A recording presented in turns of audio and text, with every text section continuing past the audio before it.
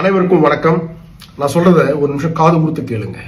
Especially youngsters. பொதுவா அரசியல்ல பெண்கள் வரணும்னு நினைக்கிறதே ரொம்ப கடினமான ஒரு டிசிஷன். அதுல வந்து அரசியல் கட்சியில சேர்ந்து ஒரு பொறுப்புக்கு வரதுன்றது சாதாரண விஷயம் கிடையாது. ஏன்னா நான் பார்த்துட்டு இருக்கேன். நான் ஒரு ஸ்டேட் ஆபீஸ் பேரரா இருக்கேன், மிகப்பெரிய வேர்ல்ட்ஸ் லார்ஜஸ்ட் பார்ட்டியில. அந்த பொறுப்புக்கு வந்த பிறகு ஒரு எம்எல்ஏ, ஒரு கவுன்சில் சீட்ல இருந்து எடுத்துக்கங்க, வாங்குறது சாதாரண விஷயம் கிடையாது. அதுல எம்எல்ஏ சீட் வாங்குறதுன்றது ரொம்ப பெரிய விஷயம். அதை வாங்கி மொத்த என்டையர் சிஸ்டமே வந்து அவங்க அகைன்ஸ்டா தான் வேலை செய்வாங்க.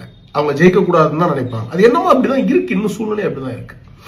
இந்த கட்சி அந்த கட்சின்னு இல்ல, பொதுவா எல்லா கட்சிகளை பத்தி தான் சொல்றேன். அப்ப அப்படி இருக்கும் பொழுது அவங்க அதை ஜெயிச்சு ஒருத்தர் அமைச்சரா வராங்க. அவங்க எந்த பார்ட்டியா இருந்தா என்ன, அவங்க ஏதோ ஒரு ட்ரை பண்றாங்க. ஒரு ட்ரெஸ், ஒரு கோட் சூட் போட்டுக்கிட்டு ஒரு பெண் அமைச்சரா ஏதோ ஒன்று ட்ரை பண்றாங்கன்னு வச்சுப்போமே. அந்த பெண்ணை அப்படியே நம்ம தாக்கி பேசணும். என்னுடைய நண்பர்களே நிறைய பேர் பேசியிருக்கிறாங்க. இப்ப இதை பார்த்த உடனே அமர் பாருங்க, நான் உங்களுக்கு அகைன்ஸ்டா பேசல, நான் யாருக்கு அகைன்ஸ்டா பேசல.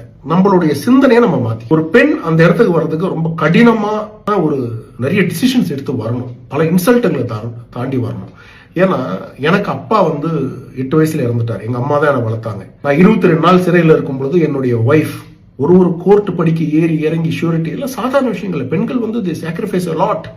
அப்படி இருக்கும் பொழுது நம்ம ஒரு கிரிட்டிசைஸ் பண்ண வேண்டிய அவசியம் இல்லைன்னு நான் நினைக்கிறேன். நம்ம அந்த அளவுக்கு இறங்கி போயிட வேண்டாம். நம்ம கேள்வி கேட்கலாம், தேவையில்லைங்க. இது நம்மளுடைய அரசியல் கிடையாது. நம்ம அமர் எந்த அளவுக்கு எதிர்ப்புன்னு உங்களுக்கு தெரியும், அண்ணாமலை எந்த அளவுக்கு எதிர்ப்பான்னு உங்களுக்கு தெரியும். பட் நாங்க கொஞ்சம் அமைதியா இருக்கணும். Will give some space.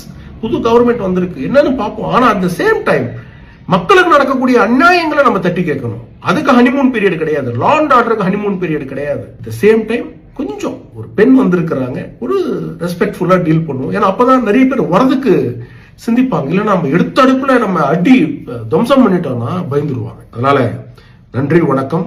Please take care of your self.